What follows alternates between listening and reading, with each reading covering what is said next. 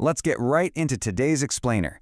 We're looking at a deeply human story set against the backdrop of one of the most controversial periods in modern history, Zimbabwe's land reforms in the early 2000s.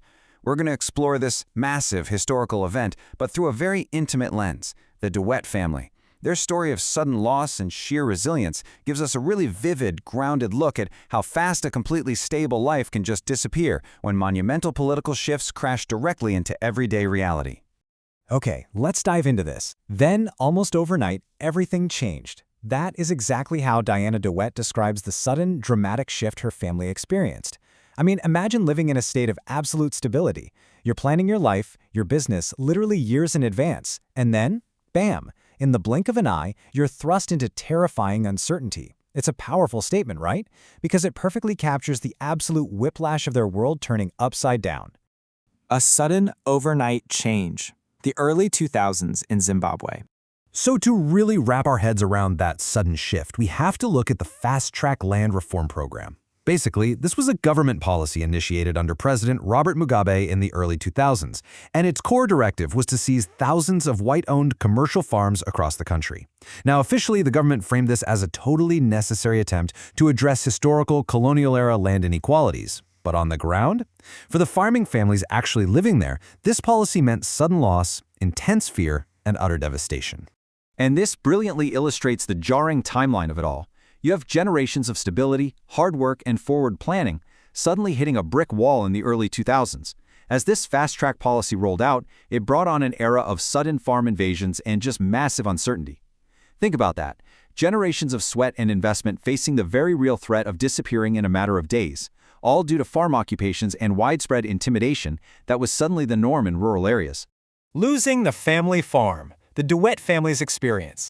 When we zoom in on the micro level, really grounding the broad politics of this era, we see the profound human cost. It meant, quote, losing security, identity, memories, and the place we called home.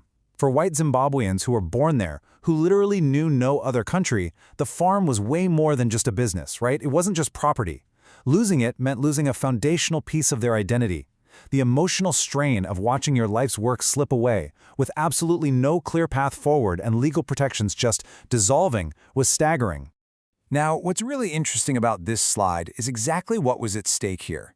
It went so far beyond real estate.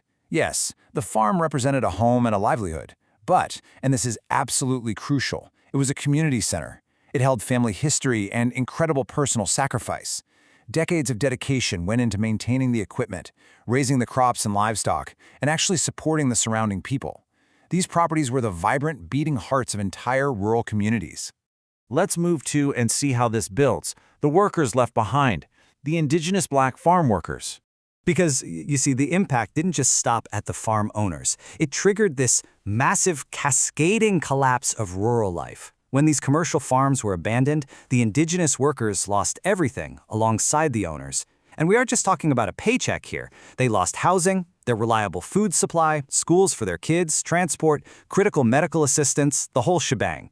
Many of these families had lived and worked on these exact same farms for generations. Their literal survival was completely intertwined with the operational success of these farms. Jobs disappeared overnight, homes were lost, and poverty surged across these rural areas. Clinics vanished. Children's education was completely upended. And the truly tragic irony here is that these farm workers had absolutely zero control over the political events playing out around them.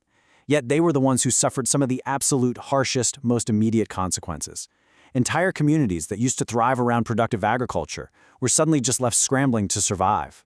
The national economic collapse, Zimbabwe's macro fallout. So the crucial point is that the heavy price paid wasn't just felt locally, it was national.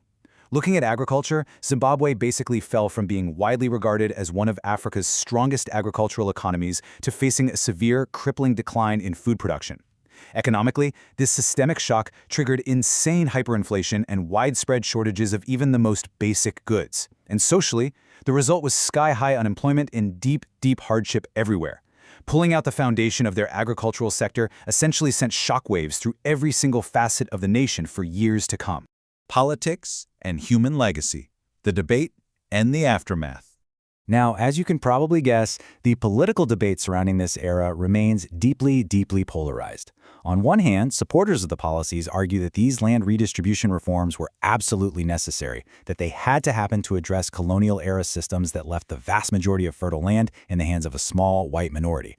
But on the flip side, critics point out that the program was chaotic, it was violent, and ultimately it benefited political allies rather than the ordinary citizens it actually claimed to help. It's a very stark contrast that really highlights the intense, lingering division about this period. But regardless of those fierce political debates, this story is ultimately about people trying to rebuild. Broad political arguments, they just can't fully capture the human reality of what was actually lost here. We're talking about families forced to leave homes they loved, workers stripped of livelihoods they desperately depended on, and entire communities just shattered.